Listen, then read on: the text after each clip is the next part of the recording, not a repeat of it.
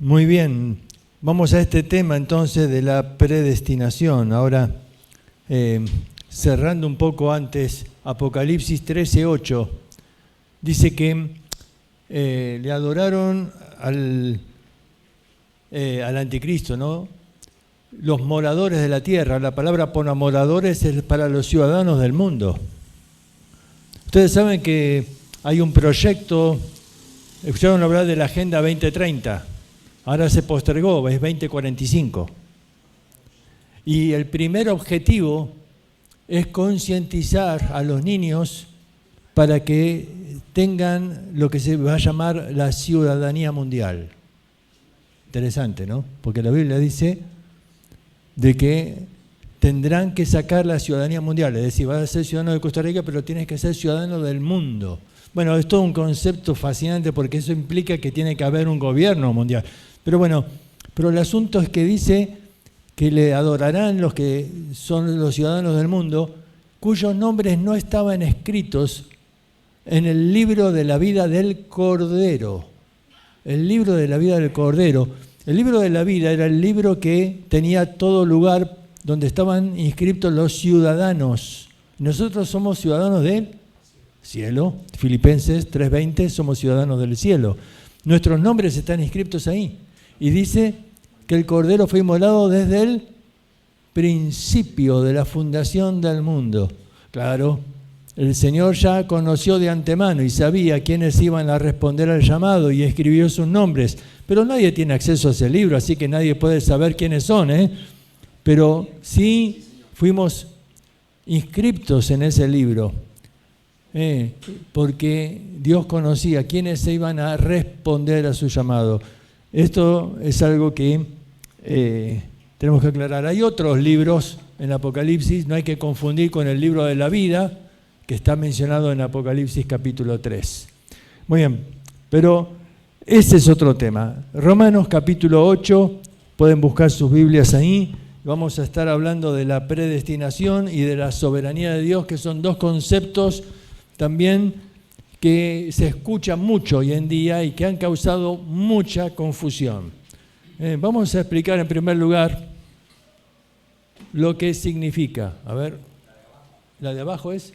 Bueno, ahí estamos. Definición. La palabra predestinación en griego es pro-orizo, que significa determinar por anticipado, ordenar, adelantar, delimitar. El concepto bíblico tiene que ver con marcar un destino final. Le hemos dado otro concepto, ¿no? Usamos, estaba predestinado, ¿no? Como que era el destino y me tenía que pasar. No. Ese no es el concepto bíblico. El concepto bíblico es que hay cosas que Dios marcó de antemano. Dice Romanos 8:29, sabemos que a los que aman a Dios todas las cosas ayudan a bien. Esto es a los que conforme a su propósito son llamados. Porque a los que antes conoció también los predestinó. ¿Para qué? Para que fuesen hechos conforme a la imagen de su Hijo. 3 palabras hay acá que tenemos que marcar. Propósito, la primera palabra. La segunda palabra es preconocimiento. Y la tercera palabra es predestinó.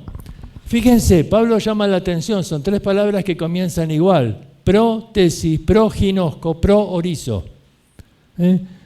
Estas 3 palabras marcan un orden. Dios primero tenía un propósito, el propósito de salvar al hombre. Claro, cuando Dios creó al hombre, nos hizo seres espirituales a su imagen y semejanza para que podamos tener comunión con Él, para que podamos amarle y adorarle. Pero Él no creó títeres o robots. No te puede amar un robot. No podés apretar una tecla y que el robot te adore y diga te adoro. No. Dios no quería eso. Dios quería crear seres libres con quienes compartir comunión y pueda ser amado y adorado. Pero el pecado entró y de pronto se quedó deteriorado a la imagen del hombre y de pronto el propósito de Dios quedó interrumpido. Pero Dios de antemano ya había provisto para la salvación. Y entonces a los que antes conoció, Dios dijimos conoció algo que determinó lo tercero. ¿A esto qué? Predestinó. Es decir, les marcó un destino final, que fuésemos hechos conforme a la imagen de Cristo. A ver, vamos a ver un poco el uso. Dice, porque verdaderamente se unieron en esta ciudad. Estamos leyendo Hechos 4, 27 y 28. Estamos viendo el uso de la palabra en otro contexto. Dice, se unieron contra tu santo Hijo Jesús, a quien ungiste. Se unió Herodes y Poncio Pilato, que eran enemigos. Se unieron los gentiles y el pueblo de Israel, que nunca querían estar juntos, pero se unieron contra Cristo. ¿Para qué? Para hacer cuanto tu mano y tu propósito habían predestinado que sucediera. Otra vez vemos que hay un propósito y había algo que estaba predestinado. ¿Qué es lo que estaba predestinado? Que Cristo tenía que morir en esa cruz. Es decir, ese final. Esto no significa que los hombres, que Judas no era culpable de la traición. Judas no lo traicionó porque estaba predestinado. Judas lo traicionó por amor al dinero. Esto no significa que el pueblo de Israel no tiene culpa y que, bueno, estaba predestinado. Que no. Ellos, dice, por envidia, los sacerdotes quisieron deshacerse de Cristo. Bueno, cada uno fue responsable de sus acciones y de sus decisiones. Lo que estaba predestinado es que Cristo tenía que morir en esa cruz.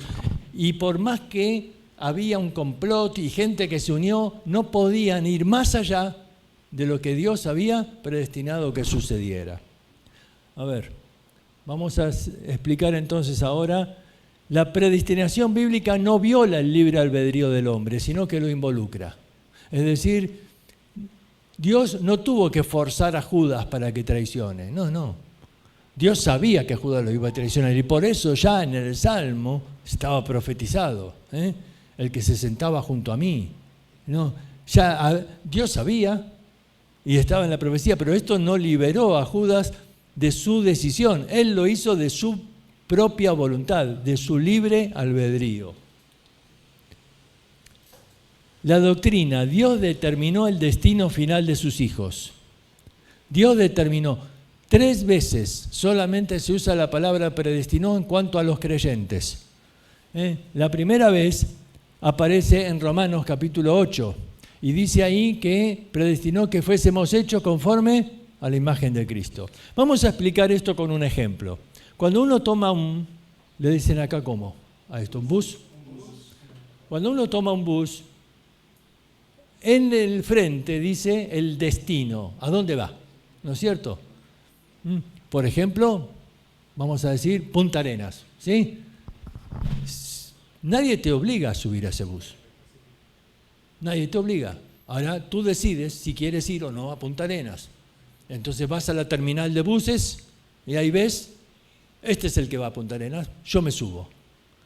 Tú has decidido subir. Y entonces el destino final está marcado. El destino final es que ese bus va a llegar ahí. Ahora comienza a ir y de pronto el bus se desvía del camino, se va por otro lado. Y tú le dices, un momento, este no es el camino. Y el chofer dice, tranquilo, siéntate ahí porque la ruta está cortada, vamos a ir por otro camino, pero ¿a dónde vamos a llegar? A Punta Arenas, porque ese es el destino que está marcado. Es decir que no está marcado todo lo que te va a pasar en el camino. Lo que está marcado, ¿qué es? El destino. Acá tengo varios que son de nuestra edad, de mi época, ¿no? Cuando no existía los email, ni los WhatsApp, ni toda la tecnología, y había que escribir cartas a mano. ¿Y qué se ponía en el sobre? El destinatario, el destino, a dónde tiene que llegar la carta. Ahora, yo no marco el camino, el correo va a determinar por dónde mandarla. Si yo marco que quiero que esa carta llegue, no sé, a España, y el correo dice, bueno, la vamos a mandar a Estados Unidos. Yo no la mando, no, pero es que no hay vuelo directo. La mandamos allá y de allá va a ir en otro avión para allá. A ver, el camino no está marcado, está marcado el destino. Va a llegar donde está el destino. Bueno, la figura es así. Los que suben al bus de Cristo tienen el destino marcado y nadie ni nada puede impedir que llegues a ese destino. Claro, en la figura puede ser que ese bus no llegue al destino, puede ser que se rompa, puede ser que haya un accidente, pero no hay accidentes para Dios. Vamos a llegar al destino y nada lo puede impedir. Este concepto de predestinación nos da seguridad de salvación. Nada puede impedir que se cumpla lo que Dios predestinó. Pero tenemos que entender que no está predestinado con quién te vas a casar, no está predestinado dónde vas a tener un ministerio. No está predestinada las cosas que te van a suceder en la vida. Lo que está predestinado es que tengamos la imagen de Cristo. Entonces, vamos a seguir con el concepto. Dice, a los que antes conoció los predestinó, ¿para qué? Para que fuesen hechos conforme a la imagen de su Hijo. La imagen. Cuando Dios creó al hombre, dice, hagamos al hombre a nuestra imagen. Este propósito estaba desde el principio, pero dijimos, el pecado entró, distorsionó la imagen. Yo no veo en el hombre hoy la imagen de Dios. Pero cuando está la obra de la salvación, dice, un día tendremos la imagen de Cristo.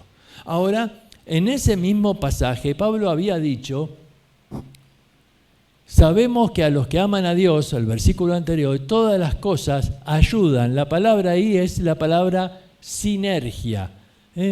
Esta palabra significa trabajan en conjunto, cooperan. Todas las cosas, dice, trabajan, cooperan. Esto es a los que conforme a su propósito son llamados. Otra vez, llamados. Dios nos llama. ¿Con qué propósito? Con el propósito de salvarnos, con el propósito de lograr formar en nosotros la imagen de Cristo. Y dice, todas las cosas están trabajando, están en conjunto, cooperando. Entonces, ¿cómo explicamos esto? Bueno, dice, la palabra sinergia procede de un vocablo griego que significa cooperación. El concepto es utilizado para nombrar a la acción de dos o más causas que generan un efecto superior. Tenemos ahí los elementos que si uno los prueba por separado no son ricos. No es rico comer harina sola, no es rico comer huevo crudo, pero todos mezclados y cocinados pueden formar algo rico. Bueno, este es el concepto. Todas las cosas, dice, están trabajando para lograr el propósito de Dios. Ahora, el propósito de Dios es formar a Cristo. ¿Se acuerdan este ejemplo de Miguel Ángel que vio una roca y dijo, yo veo a Cristo ahí en los brazos de María? Y el discípulo miraba la roca y decía, yo no veo eso, yo veo una roca. Y Miguel Ángel le dijo, está ahí, pero hay que sacar lo que sobra. Entonces él dijo, bueno, voy a tomar mi martillo y empezó a trabajar, ¿no? La imagen él la tenía en mente. Bueno, Dios ve en nosotros y ve a Cristo. Claro, hay mucho que sobra, en algunos más, en otros menos, pero hay mucho que sobra. Pero Dios trabaja. Ahora, en esta vida, algunos van a ser más parecidos a Cristo y otros no tanto. Entonces uno puede decir, pero no se cumple el propósito de Dios en todos. No. Sí se va a cumplir. Fíjense, amados, ahora somos hijos de Dios y aún no se ha manifestado lo que hemos de ser. Pero sabemos que cuando Él se manifieste seremos semejantes a Él porque le veremos tal como Él es. Dice, ya somos hijos de Dios, presente, ahora, ya, no hay que esperar. Pero no se manifiesta, todavía no se ve la imagen de Cristo en nosotros. Pero cuando Él venga, ahí seremos transformados. Dice Pablo en 2 Corintios, nosotros mirando a cara descubierta como en un espejo la gloria del Señor somos transformados de gloria en gloria en la misma imagen como por el Espíritu del Señor. La palabra acá transformados es la palabra metamorfosis. Es un proceso. Dios está trabajando en nuestra vida para hacernos más parecidos a Cristo. Ahora, hay otra palabra griega que se traduce transformados. aparece en 1 Corintios. Dice, en un momento, en un abrir y cerrar de ojos, a la final trompeta, porque se tocará la trompeta. Y los muertos en Cristo serán resucitados incorruptibles y nosotros seremos... Pero esta no es la palabra metamorfosis. Esta palabra es la palabra alazo. Metamorfosis implica un proceso. Dios está trabajando en nuestra vida ahora para hacernos parecidos a Cristo. Pero cuando Él venga, seremos transformados en un instante. La palabra momento ahí, en un átomo de tiempo. En un abrir y cerrar de ojos. Literalmente no es el parpadeo. Literalmente es el tiempo que la luz tarda en reflejarse en tu ojo. En un instante seremos cambiados. ¿Por qué? Porque se va a cumplir el propósito ahí, el destino final. Tendremos la imagen de Cristo. Eso es lo que está predestinado. Y cuando lleguemos al cielo, Juan dice, cuando le veamos, vamos a ser semejantes a Él. Cuando le veamos tal como Él es. Entonces, la predestinación es que vamos a tener la imagen de Cristo. Ahora, Dios quiere que hoy muestres a Cristo en este mundo. Dios quiere que la gente vea a Cristo hoy. Por eso trabaja en nuestra vida. Él quiere que la gente vea en nosotros a Cristo. Y entonces si ve que hay orgullo en tu vida, dice, mira, lo siento, pero voy a tener que dar unos cuantos martillazos ahí, porque Cristo era manso y humilde de corazón. Y yo quiero que vean a Cristo en tu vida. Y ves, Dios trabaja en nuestra vida para hacernos parecidos a Cristo, porque Él quiere que manifestemos a Cristo hoy. Pero, bueno, en algunos lo logran, en otros no, pero cuando lleguemos al cielo, todos tendremos la imagen de Cristo. La imagen no es la apariencia, no es física la imagen. La imagen habla de su esencia, su ser, sus cualidades. Por eso dijimos ayer, esta mañana en la radio, el fruto del Espíritu es amor, gozo, paz, paciencia, benignidad, bondad, fe, mansedumbre, templanza. 9 características que describen el carácter de Cristo. Cuando el fruto del Espíritu se manifiesta en tu vida, lo que se está manifestando es el carácter de Cristo. Ahí se ve la imagen de Cristo. Cuando tú manifiestas enojo, amargura, celos, estás manifestando lo que hay en tu carne, no estás mostrando a Cristo, ¿sí? Entonces, ese es el destino final. Aparece en Efesios la palabra predestinación. Dice, en amor habiéndonos predestinados para ser adoptados hijos suyos, por medio de Jesucristo, según el puro afecto de su voluntad, para alabanza de la gloria de su gracia, la cual nos hizo aceptos en el amado. Acá se usa para hablar de la herencia. Todos recibiremos la herencia. La palabra adopción es una de las palabras muy mal interpretadas porque interpretamos adopción con nuestro concepto actual. ¿Cuál es nuestro concepto de adopción? Incorporar en tu familia como hijo a alguien que naturalmente no lo es. ¿De acuerdo? Pero ese no es el concepto de adopción en la Biblia. La palabra se utilizaba para declarar a tu hijo como adulto y ya merecedor de la herencia. Es la huiotesia, que era colocarlo como hijo mayor. Hay una edad donde se hacía una ceremonia. Los judíos la tienen a los 13 años, el Bat Mitzvah. Los romanos la hacían a los 16 años, lo llamaban la liberalia, y se le colocaba algo, se llamaba la toga virilis, y donde a partir de ahí el niño ya no era niño, era adulto, era ciudadano y podía reclamar su herencia. Ya no tenía que estar bajo tutores y bajo maestros, ya podía ser libre, por eso se llamaba liberalia. ¿Ves? Ahora, a partir de ahí a ver, ¿qué está diciendo acá? El destino final es que todos vamos a recibir la herencia. No es que va a haber un hijo de Dios en el cielo que diga, no, lo siento, pero vos no tenés herencia.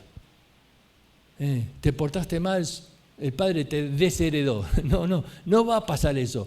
Todo hijo de Dios está predestinado, ¿qué? Que reciba la herencia. Y en tercer lugar, dice, está predestinado Bueno, acá es una definición. Se ha determinado de antemano que cada uno de sus hijos de su voluntad alcance la adopción, es decir, que seamos colocados como hijos en su resurrección. Cuando Cristo regrese, se ha determinado de antemano que todos los que son de Cristo sean conformados a su imagen. Y por último, está determinado que todos seremos para alabanza de su gloria. En Él asimismo tuvimos herencia, habiendo sido predestinados conforme al propósito de que hace todas las cosas según el designio de su voluntad, a fin de que seamos para alabanza de su gloria. Nosotros los que primeramente esperábamos en Cristo. Todos los salvos seremos para alabanza de su gloria. Hasta los ángeles van a alabar a Dios por los que Él ha logrado salvar por la tremenda obra de Cristo en la redención. Este es el concepto de predestinación. A ver, no implica que está predestinado quién se va a subir a ese bus, ni quién va a pagar el boleto. El ofrecimiento es que está libre la entrada para todos, que ya fue pagado el boleto para todos y que todo aquel que quiera pueda subir. Lo que está predestinado es que los que han decidido subir a ese bus van a llegar al destino final, que es el cielo, donde vamos a tener la imagen de Cristo, donde vamos a tener la herencia y donde vamos a ser para alabanza de la gloria de Dios. Por último, este concepto, bueno, las objeciones del calvinismo. Palmer, un teólogo calvinista, dice: Dios decide todo lo que va a suceder en el universo entero. Él tiene todo preordenado por el consejo de su voluntad. El movimiento de un dedo, el latido de un corazón, la risa de una niña, el error de un mecanógrafo e incluso el pecado. Es terrible. Fíjense lo que Calvino mismo dijo.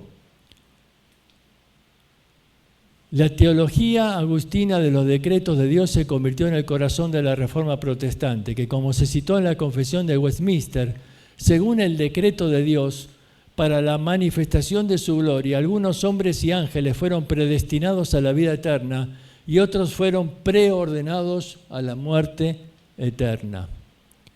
Calvino mismo declaró: el decreto, admito, es espantoso, pero aún así es imposible negar que Dios ya conociera el fin del hombre antes de crearlo, y Él lo predestinó por su decreto. Los hombres no hacen nada salvo por la instigación secreta de parte de Dios y solo pueden hacer lo que Él previamente haya decretado. Esto se prueba por varios pasajes muy claros en las Escrituras, que nunca dijo cuáles son. Porque yo no encuentro en la Escritura este concepto de que Dios manda una instigación secreta. ¿Qué es eso? ¿No? Dicen que todo estaba previamente decretado. Ellos hablan de que estaba decretado el pecado de Adán, que estaba decretado todo lo que sucede en la humanidad. Este concepto, como dice acá, es espantoso, porque implicaría que está decretado lo que Hitler hizo cuando mató a los 6 millones de judíos, que estaba decretado por Dios, que estaba predestinado por Dios. No, un momento. Dios no predestina el pecado.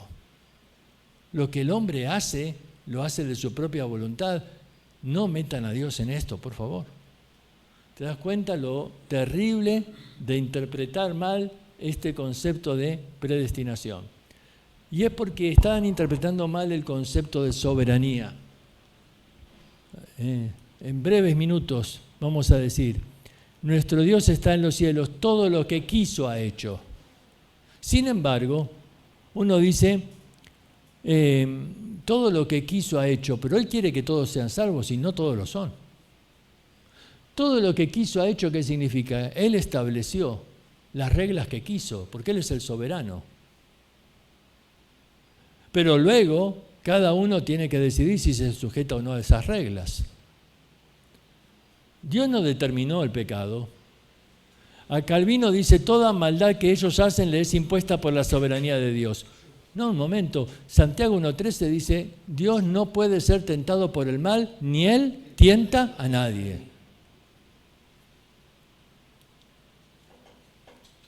Dios le dijo a Caín: si hicieres lo bueno, puedes andar con la frente en alto. Pero si haces lo malo, el pecado está al acecho. A ver, Dios confrontó a Caín después de la caída.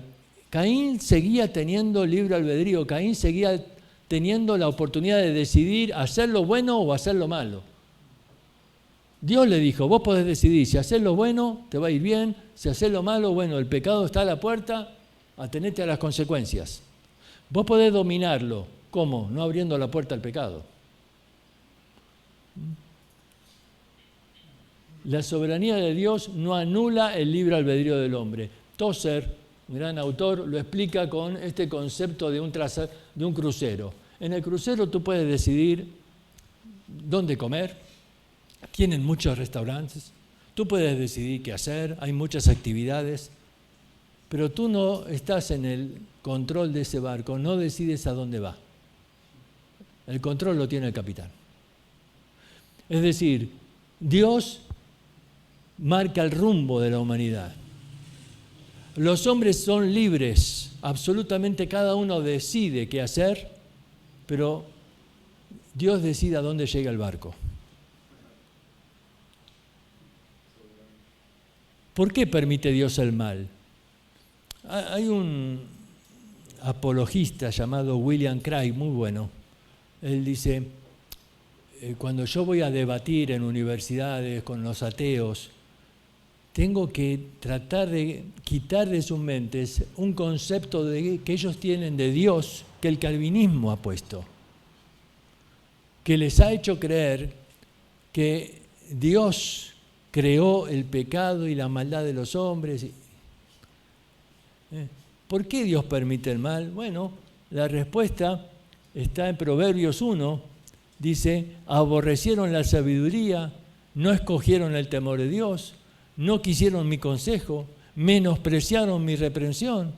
Es decir, está hablando de que Dios le mostró al hombre el camino, le aconsejó, le reprendió y el hombre rechazó todo esto y entonces, bueno, van a comer del fruto de su camino. Es decir, vas a sufrir las consecuencias de tus propias decisiones. No es que Dios te impuso eso. Vivimos en un mundo lleno de maldad y sufrimos por las decisiones de hombres malvados que están en el control. Muchos están sufriendo consecuencias en una guerra, de las cuales ellos no han decidido nada, pero están sufriendo por el pecado de otros. Pero ese es el mundo en el que vivimos. Pero no le pueden echar la culpa a Dios. Y cuando alguien se enoja con Dios diciendo, Dios, ¿por qué permites esto?, se están enojando con la persona equivocada. Porque Dios no es el que mandó esa guerra. Esa es la consecuencia del pecado de los hombres. Dice ahí, todo lo que pasa es lo que Dios quiere. Dice, vivo yo, dice Jehová, que no quiero la muerte del impío, sino que se vuelva el impío de su camino y que viva. Volveos de vuestros malos caminos. ¿Por qué moriréis, oh casa de Israel? Claramente Dios dice, yo no quiero la muerte del que muere, del impío. Yo quiero que se arrepienta y que viva. Él quiere que todos los hombres sean salvos y vengan al conocimiento de la verdad. Dios decide a quién perdonar y a quién condenar. Dice, pues a Moisés dice, tendré misericordia del que yo tenga misericordia y me compadeceré del que yo me compadezca. Así que no depende del que quiere ni del que corre, sino del que Dios tenga misericordia. Ayer decíamos algo de esto, no depende de lo que tú decidas, yo tengo mi religión, yo lo voy a hacer de esta manera, yo me voy a esforzar, yo voy a ganar el perdón de Dios. No depende de lo que tú decidas. Dios es el soberano y Dios decide tener misericordia del que Él quiere. ¿De quién? Dios sujetó a todos en desobediencia para tener misericordia de todos. Y dice el Salmo, tú eres bueno y perdonador y grande en misericordia para con todos los que te invocan. Porque todo el que invoca el nombre del Señor, ¿qué? Será salvo. Entonces dice Dios, yo tendré misericordia de todos los que me invocan. Porque la Escritura dice a Faraón: para esto mismo te he levantado, para mostrar en ti mi poder y para que mi nombre sea anunciado en la tierra, de manera que de quien quiere tiene misericordia y del que quiere endurecer, endurece. ¿Ves? Dicen, Dios es soberano y endureció a Faraón. Bueno, lo vamos a explicar con este ejemplo. Miren, ahí tenemos el sol. ¿Qué pasa si yo pongo debajo del sol un trozo de mantequilla? ¿Y qué pasa si pongo barro? ¿Quién endureció el barro? ¿Y quién derritió la mantequilla? Es el mismo sol. Es que el sol no cambia. Es el mismo sol. El problema no está en el sol. El problema está en mi reacción a la palabra de Dios. La misma palabra de Dios que a uno lo quebranta, a otro lo endurece. No es que Dios decide endurecerlo, es que la persona decidió endurecerse ante la misma palabra de Dios. Faraón se endureció. Ahora, ¿es correcto decir Dios endureció a Faraón? Claro, el sol endureció el barro. Pero Faraón decidió poner su corazón como barro. 5 veces aparece la expresión, cuando uno lee el relato de Éxodo, Faraón endureció su corazón, Faraón endureció su corazón 5 veces, hasta que la 6ª dice, ahora Dios lo endureció. Para que pueda cumplir con su juicio sobre todos los dioses de Egipto. Dice, ¿puedo decidir o ya está todo predestinado, predeterminado? Dice, ¿cuántas veces quise juntar a tus hijos como la gallina a sus polluelos debajo de sus alas? ¿Y qué? Uy, este versículo es terrible, terrible. Dice Spurgeon, que tiene un mensaje tremendo de este versículo. Dice, los calvinistas me van a odiar después de este mensaje. Así comienza su mensaje. Dice que Dios es soberano y hace todo lo que quiere. Pero acá, ¿qué dice? ¿Cuántas veces quise y qué? Y no quisiste. Acá hay un misterio. Parece que el Dios Todopoderoso no puede si yo no quiero. ¿Esto es así? Sí. Ayer dijimos, Dios no puede negarse a sí mismo. Entonces, si Dios me da la posibilidad de elegir y después no la respeta, se está negando a sí mismo. A ver, ¿qué pasa si yo pongo una heladería y te invito y te digo, mira, es la inauguración, elige el gusto que quieras, yo te doy gratis, te doy un regalo gratis? Entonces, ¿de qué gusto eliges? A ver, ¿de qué gusto eliges? ¿Qué quieres? Elige un gusto de una heladería. ¿De fresa? No quiero, te doy de vainilla. Y vos decís, pero no me gusta de vainilla. Y yo digo, ¿a mí qué me importa? Te doy de vainilla. Pero ¿para qué me das a elegir? ¿Para qué me das a elegir si me vas a dar el que tú quieres? Eso no sería coherente, ¿no es cierto? Bueno, si Dios le da al hombre la posibilidad de decidir y después no la acepta, se estaría negando a sí mismo. Entonces Dios ¿es todopoderoso? Sí, pero dice no puedo. ¿Cuántas veces quise y no puedo? Dios quiere hacer una obra en tu vida, pero si tú no quieres, el Dios todopoderoso y soberano respeta tu voluntad. Por eso dice que Él está a la puerta y llama. Uno dice, pero si es el soberano puede entrar igual. No, porque Él no es un tirano, es un caballero. Y Él golpea la puerta. Y Él quiere que tú abras. Él no va a forzar la entrada, no va a dar una patada a la puerta y entro igual, porque soy el soberano. No, eso sería un déspota. Él quiere que tú abras la puerta. Él es el soberano, pero Él respeta que te dio la capacidad de decidir qué vas a hacer con tu vida. Y si tú no quieres abrir el corazón a Cristo, Él va a respetar esa decisión. Claro, las consecuencias van a ser terribles, porque estás negando al Salvador. Terminamos. Dice, ¿cómo me afecta a mí su soberanía? Dirá el vaso de barro al que lo formó, ¿por qué me has hecho así? Dios es el soberano, Dios te forma, sí. Sin embargo, Él dice, ¿no tiene potestad para hacer un vaso para honra y otro para deshonra? Sí, pero fíjense lo que dice Pablo a Timoteo. Dice, Bueno, esto es muy largo y se me acabó el tiempo, ¿no? Ahí hablaba de dónde viene este concepto de los vasos, ahí en Jeremías, pero terminamos con este. Si alguno se limpia de estas cosas, será instrumento para honra. En Romanos, Dios dice, el alfarero tiene potestad de hacer lo que quiere, sí, pero acá dice, si alguno se limpia, ¿de quién es la responsabilidad? Es nuestra. Si alguno no se limpia, entonces, bueno, no puede ser instrumento para honra. En una casa, dice, hay todo tipo de instrumentos. Algunos jarrones se usaban para una cosa, otros se usaban para otra cosa. Pero si alguno se limpia, vas a ser para honra y gloria de Dios. Dios usa instrumentos variados, distintos, pero tienen que estar limpios para que Él te pueda usar. ¿Ves? El Dios soberano puso las reglas y Él las respeta. El asunto es que el hombre ha quebrantado esas reglas y vive las consecuencias. Por ejemplo, Dios puso una regla para que podamos estar funcionando el planeta, la ley de gravedad, ¿no es cierto? Que todas las cosas son atraídas hacia el centro de la Tierra. Si no, estaríamos todos flotando. Ahora alguien dice, a mí no me gustan las leyes, yo no creo en la ley de gravedad. Y se tira del edificio más alto de Costa Rica. ¿Qué va a pasar con él? Va a caer. Y cuando llegue ahí contra el piso va a sufrir las consecuencias. ¿Por qué? Porque quebrantó las reglas. Bueno, Dios puso reglas morales y dijo, si haces esto, te va a pasar esto. Y el hombre quebranta las leyes de Dios y hoy sufre las consecuencias.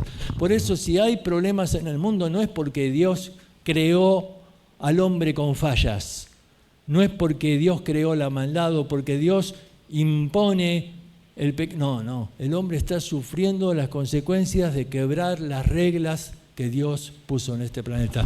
Y yo espero que algunos que quizás están escuchando por la radio esto, tú puedas decidir hacer lo correcto, venir a Cristo y dejar que Él sea tu Salvador. Que Dios les bendiga.